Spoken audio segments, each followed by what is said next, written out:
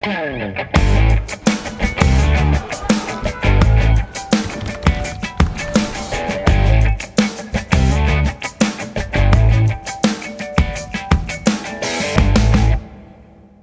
programa de hoje, vamos conversar com o juiz responsável pela área de Justiça da Infância e Juventude em todo o estado do Rio Grande do Norte, Dr. José Dantas de Paiva.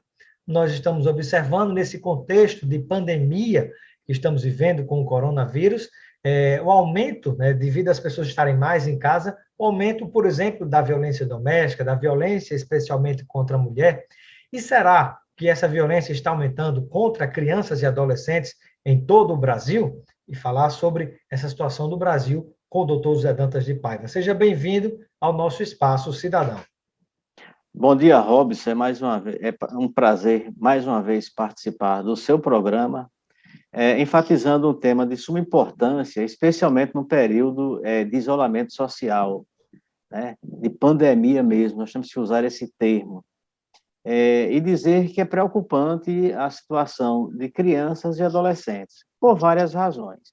Nós sabemos, é histórico e sempre existiu, desde o início da humanidade, fatos como esse de violações de mulheres, como você agora acabou de tocar no assunto, de crianças e adolescentes, que são as pessoas mais frágeis na relação com adultos, né? E aí a preocupação aumenta. Por quê? Porque nós sabemos que a violência, ela permanece, ela continua existindo. E o fato que nos chama atenção e que nos preocupa é que, em relação à criança e ao adolescente, não há um aumento significativo de notificações. Isso é preocupante, porque nós fizemos um levantamento pela Coordenadoria da Infância e Juventude, e nós percebemos, junto à Delegacia de Proteção à Criança, junto aos conselhos tutelares, por exemplo, que as notícias não chegam, né? As informações não chegam. E aí uma coisa importante, diante do que o doutor Zé Dantas disse, né? Teoricamente, a gente escutaria do juiz falar que notícia maravilhosa, né? Que não aumentou a notificação de violência contra crianças e adolescentes em casa nesse contexto de pandemia. Mas, na verdade, todo mundo deve estar querendo saber, realmente não aumentou ou não foram notificados, né? Não chegaram essas notificações, não aconteceram esses registros? E se foi isso, por quê? Pois como as notificações não chegam, aí esse fato se torna preocupante. Aí você tem que ter um olhar crítico sobre isso. Mas por que não estão chegando? E aí você começa a fazer uma análise retrospectiva, e ao fazer essa análise, você vai perceber que dois importantes setores ou segmentos sociais que nos trazem notícias, por exemplo, de violências contra crianças e adolescentes, são da saúde e da educação. Naturalmente, quando um professor ele percebe uma mudança de comportamento de um aluno, quer seja criança, quer seja adolescente ou jovem, ele começa a observar e ele termina notificando o supervisor, o diretor do colégio, e esse fato chega necessariamente aos conselhos tutelares, ao Ministério Público, à Delegacia de Proteção à Criança, ao Judiciário, e isso faz com que se desencadeie uma série de providências, inclusive urgentes, para se proteger, solucionar ou verificar o que está ocorrendo em função da mudança de comportamento da criança em sala de aula, ou mesmo a ausência da criança, né? E quando a notificação chega, todos esses órgãos passam a trabalhar e naturalmente se chega às causas da ausência da criança em sala de aula ou da mudança de comportamento, e isso geralmente ocorre depois de violências praticadas contra elas, especialmente as crianças. Então, esse segmento da educação, os professores, principalmente os supervisores, os agentes administrativos das unidades escolares, então eles estão sem trabalhar, estão sem ministrar aulas, né? Então, isso é um fato. Pelo menos as presenciais, né? Pois é, ou a mesma Que é aquela quando você tem condição, híbrida. ou quando você tem condição de verificar, né? Uma mudança olho no olho de comportamento daquela criança, adolescente ou jovem, né? Ou Muitas se tem vezes só algum vai... sinal até de violência, por exemplo. É verdade, porque há Física ou sinais psicológica, né? exatamente, há sinais objetivos, né? Além da mudança de comportamento, uma queda ou uma fratura de um membro, né? E assim por diante. Então, tem vários indícios que são objetivos e fáceis de percepção por parte de quem está convivendo com a criança ali em sala de aula, por exemplo, e até mesmo com as notícias que os colegas de sala de aulas também poderão levar, né? Então, nós estamos sem a participação efetiva desses agentes que são fundamentais nesse processo de prevenção e também de responsabilização dos culpados, né? E a prevenção E e você reparação. citou, e você citou também, doutor Zé Dantas, digamos assim, um outro setor, além desse setor, digamos assim, da área da educação, né, professores, funcionários da escola, que observam sinais de violência física ou psicológica né, contra crianças, adolescentes e jovens, que isso está gerando subnotificação, porque as pessoas não estão indo regularmente para a aula fisicamente, mas você citou também que, por outro lado, os médicos, os profissionais da saúde também são, digamos assim, portas abertas para receber ou perceber algum tipo de violência contra criança e adolescente na pandemia, né? Que me parece, pelo contexto de pandemia, essa informação também tem sofrido prejuízo. E muito, porque nós sabemos que, por exemplo, numa UPA, isso não é só privilégio, entre aspas, do Rio Grande do Norte, não, mas do Brasil inteiro. O Brasil inteiro. Pelo menos no Rio Grande do Norte, de 10 atendimentos que são feitos numa UPA, pelo menos um é de violência contra crianças e adolescentes, né? E aí também esse segmento da área de saúde, médicos, enfermeiros, dentistas, né, também ficou prejudicado. Por quê? Porque toda a área de saúde está voltada exclusivamente para atender pessoas que estão com Covid, né? Tanto que há notícias que pessoas que são portadoras de outras comorbidades, eles não estão sendo praticamente atendidos. Tem um problema cardíaco, um problema de etc. De qualquer Até outra tratamento de situação. câncer muitas vezes está ficando de lado, né? Porque a urgência está focada nos atendimentos de Covid, né? Exatamente. Então, esses dois segmentos que são fundamentais no sistema de garantia e na rede de proteção à criança e adolescentes, crianças e adolescentes, estão severamente prejudicados em função disso. E aí você pode até perguntar, sim, e agora? Nós não temos os professores, nós não temos os médicos para notificar, até porque tanto por parte dos professores quanto por parte dos agentes da área de saúde, há todo um protocolo, há procedimentos próprios, né, há notificações próprias que foram expedidas pelo Ministério da Saúde já há um certo tempo para enfrentar a situação da violência doméstica, especialmente da exploração e do abuso sexual, e o abuso acontece geralmente dentro da própria residência, e aí é que está o perigo, né? Porque quem mais abusa da criança são as pessoas próximas da criança, né? E aí você fica sem esse suporte, né? E aí você tem que encontrar alternativas. E as alternativas que nós estamos oferecendo à sociedade, mostrando essa necessidade, porque ela é urgente, ela está acontecendo hoje, em algum momento, em algum lugar desse Brasil ou do mundo, uma criança está sofrendo violência.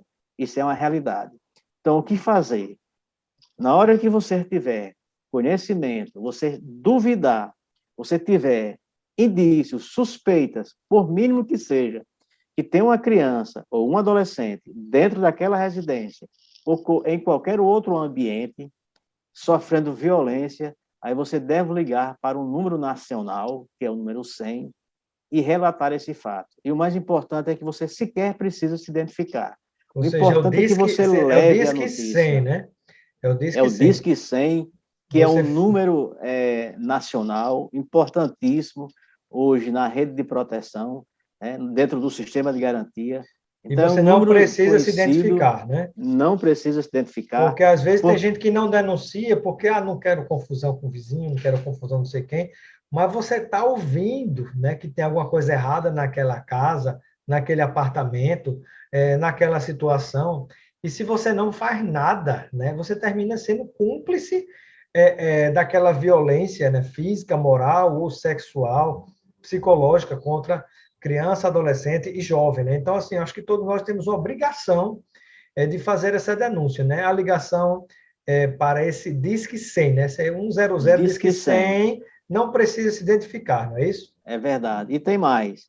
Se a situação for de urgência mesmo, naquele caso que você percebe, ou que você venha a perceber, se você não tomar uma atitude agora, a criança poderá morrer, então você pode ligar para o 190, que é o número da polícia. E esse 190 é no Brasil inteiro. Sendo um caso de urgência, urgentíssima, a questão até de sobrevivência, aí ligue para a polícia. E aí você tem que se identificar, vai dizer, olha, é uma situação que se vocês não forem lá agora, a criança poderá morrer. E a polícia tomará as providências, eles estão Como aptos para tantos, fazer isso. como tantos já morreram no país inteiro, né? E casos que a gente observa pela cobertura da mídia, né? De crianças que morrem, que são atiradas pelas janelas, que são espancadas até morrer ou ficarem completamente deficientes e prejudicadas psicologicamente, né? Muitas vezes uma denúncia, né, poderia ter salvo aquela criança, né? Olha, toda e qualquer violência contra crianças e adolescentes deixa sequela. Né? Toda violência deixa sequela, quer seja sexual, quer seja moral, quer seja física, quer seja psicológica, ela deixa sequelas. É tanto que hoje a gente vê um número enorme de adolescentes que têm problemas, inclusive de suicídio. Robson, isso é um problema sério, que nós temos que enfrentar também, a questão do suicídio entre jovens. Muitas vezes uma violência dessa, onde o adolescente fica privado de liberdade dentro de casa com o agressor, pode levar a um ato extremo por parte de um adolescente, até mesmo de uma criança, de ceifar a própria vida. Então, é um assunto sério, grave, e que todos nós temos que ter essa consciência e somos também responsáveis pela prevenção e restauração desse direito fundamental. Criança, naturalmente, isso aqui o que eu vou dizer, o que eu estou dizendo, todos já sabem, tem direitos fundamentais, deve ser prioridade absoluta. Para salvar uma criança, você tem que envidar todos os esforços necessários para que, de fato, isso ocorra, né? E aí você tem o sistema de garantia, tem a polícia, tem a sociedade civil organizada, você tem o Disque 100, que é público, então você tem o Poder Judiciário, tem o Ministério Público, tem a Segurança Pública, delegacias especializadas, pelo menos em todas as capitais do Brasil tem essa delegacia especializada. Então, você tem vários instrumentos, meios idôneos para notificar, noticiar, o que é mais popularmente chamado, denunciar mesmo esse caso às autoridades competentes. Eu mesmo já tenho recebido, alguém tem meu telefone, sabe do meu telefone e passa um WhatsApp para mim, noticiando que em uma determinada família, ou naquela família residente em tal lugar, tem um adolescente que já tentou suicídio, e que passa por privações dentro de casa. Inclusive, no caso concreto recente que eu recebi, foi de uma adolescente que foi adotada, inclusive ainda enquanto criança, e aí nós recebemos essas informações,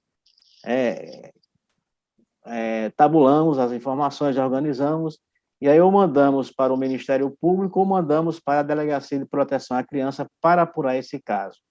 Né? E aí, quando vai direto para a autoridade, naturalmente, nós temos que identificar quem trouxe a notícia. Nós preservaremos a identidade da pessoa que nos trouxe a notícia e vamos apurar a situação de uma forma célere para que a criança não venha a sofrer maiores violências. Porque quando o agressor toma conhecimento que, por algum modo qualquer, meio qualquer, ela conseguiu se comunicar com alguém, aí a represália aumenta mais ainda e a violência aumenta mais ainda, com o intuito de criar pavor na criança, na vítima, para que ela não noticie mais ou converse com alguém, quer seja pelo WhatsApp, quer seja pelo e-mail, e quer que seja por outro meio de comunicação das redes sociais que nós temos, né?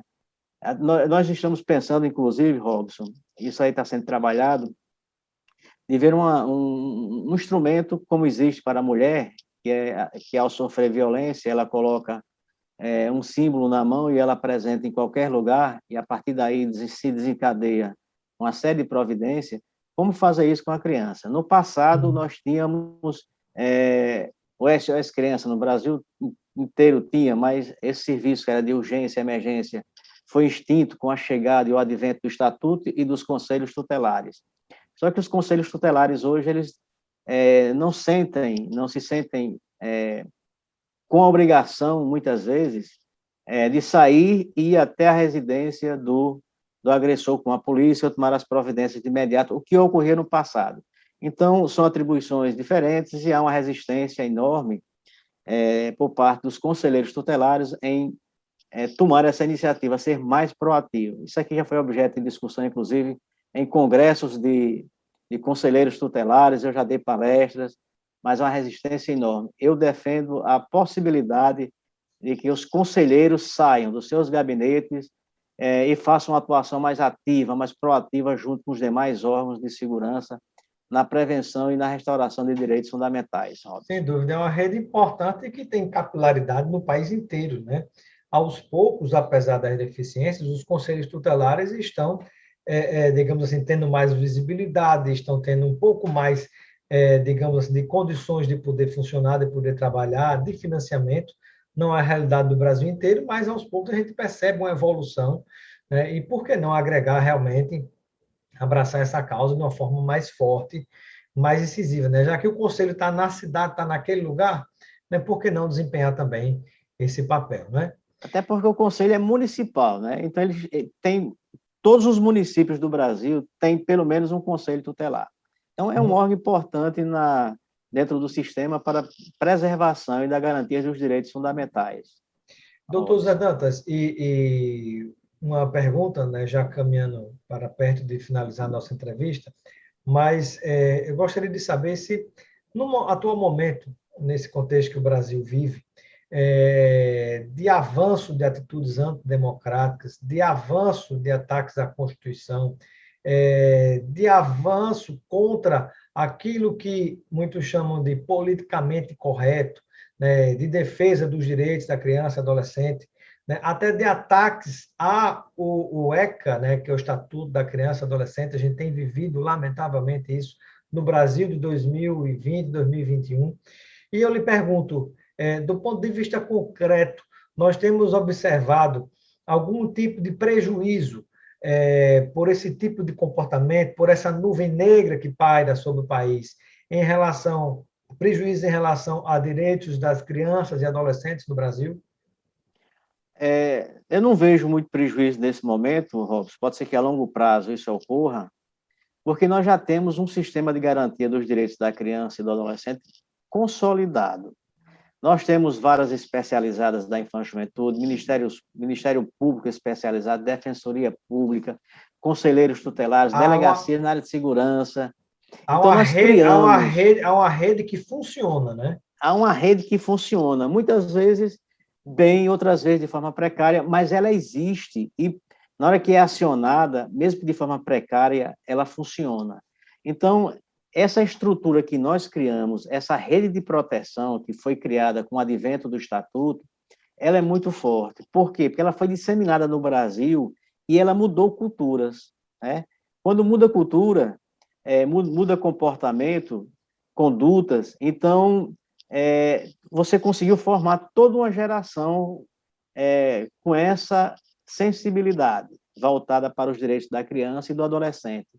Então, nós temos pessoas hoje que fazem a defesa, independentemente de estarem à frente ou não de um órgão ou de uma instituição. Então, essa rede é muito forte. Então, dificilmente haverá prejuízos. O que é temeroso, muitas vezes, é uma mudança no Congresso, de lei, né? Mas, mesmo assim, nós temos centros de defesa dos direitos da criança e do adolescente que têm experiência, inclusive de questionar judicialmente qualquer alteração no ECA. Por qualquer alteração, ela pode vir contrariando a própria lei e até mesmo a Constituição. E, se isso ocorrer, nós temos os tribunais para recorrer e tentar manter o que, de fato, de bom existe. Não é uma lei perfeita e acabada, ela precisa de alterações, agora, alterações que possam vir a melhorar o atendimento de crianças e adolescentes, intervenções no sistema de atendimento socioeducativo, no sistema de proteção, na área de prevenção, né? E com todos os direitos fundamentais e políticas públicas, né, de prevenção. Então, essa rede existe, a garantia está na lei, está na Constituição. Agora, cabe a todos nós, a cada um de nós do sistema, fazer a defesa desses direitos que já estão garantidos nas próprias legislações, né? E a Na rede está Constituição. conseguindo proteger a criança rica e a criança pobre da favela? Olhe, Robson, no início da entrevista você falou da subnotificação.